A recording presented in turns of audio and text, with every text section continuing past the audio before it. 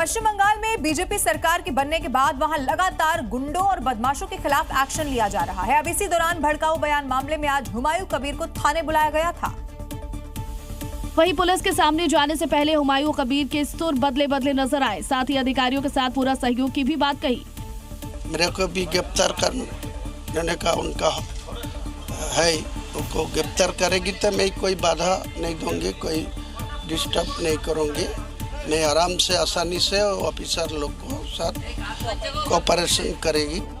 दरअसल हुमायूं कबीर ने भड़काऊ बयान देते हुए काशीपुरा में धमकी दी थी, जिसके बाद ही सीएम शुभेंदु ने विधानसभा में साफ शब्दों में बता दिया था कि कानून व्यवस्था को चुनौती देने वालों का इलाज पक्का है। उस पर झुकेगा नहीं, एमन झुका झुके से खाली पाए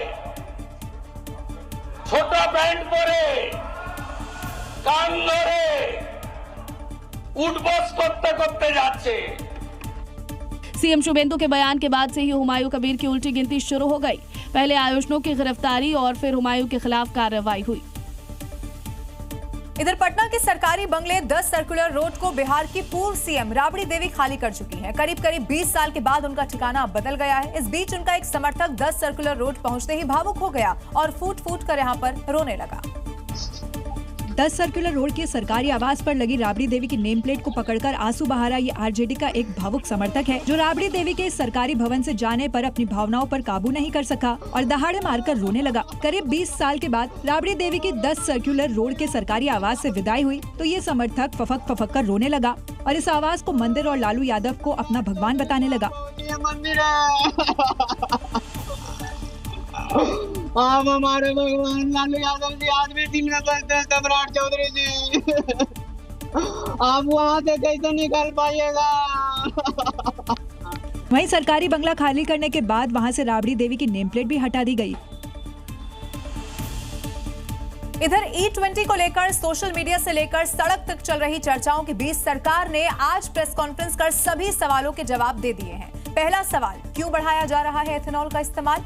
कच्चे तेल के आयात पर निर्भरता कम करना है, इससे विदेशी मुद्रा की बचत होगी, इसका कारण दिया गया। इसके साथ ही देश की ऊर्जा जरूरतों को पूरा करने में इससे मदद मिल सकेगी। एथेनॉल की मांग बढ़ने से किसानों को अपनी उपज को बेहतर मूल्य मिलने की संभावना है, ये जवाब इसमें दिया गया। दूसरा सवाल जो पूछा जा रहा था, माइलेज और इंजन खराब हो रहा है, इस पर सरकार ने मान लिया है कि E20 पेट्रोल के इस्तेमाल से कुछ वाहनों में माइलेज में मामूली कमी यहाँ पर आ सकती है। हालांकि सरकार ने इसी के साथ दावा यह भी किया कि जो अंतर है वो बहुत ज्यादा नहीं होता है। वाहन के मॉडल, इंजन, तकनीक और ड्राइविंग की शैली पर भी ये सब निर्भर करता है। इसके साथ ही सरकार ने E20 पेट्रोल का उपयोग E20 फ्यूल वाले गाड़ियों में करने की भी जब ये प्रेस कॉन्फ्रेंस दी गई थी तो सलाह यहाँ पर दे दी है। इससे कई सारे जो सवाल थे जो सोशल मीडिया पर पूछे जा रहे थे उनका जवाब मिल चुका है। अब खबरों में आगे बढ़ते हुए बात उत्तराखंड की करते हैं, जहां उत्तराखंड से लेकर उत्तर प्रदेश तक बुलडोजर वाला एक्शन देखने को मिला। जहां उधम सिंह नगर में अवैध मजार को जमींदोज कर दिया गया तो वहीं गाजियाबाद में भी इसी तरह 15 साल पुरानी अवैध मजार पर पीला पंजा चलता हुआ नजर आया।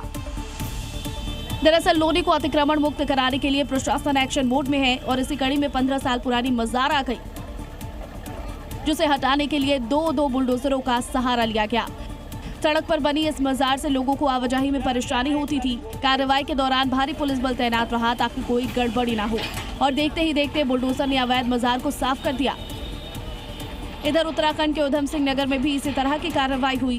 कार्रवाई से पहले निर्माण को लेकर जानकारी मांगी गई थी, लेकिन कोई दस्तावेज पेश न होने पर बुलडोजर ने अपना काम शुरू कर दिया।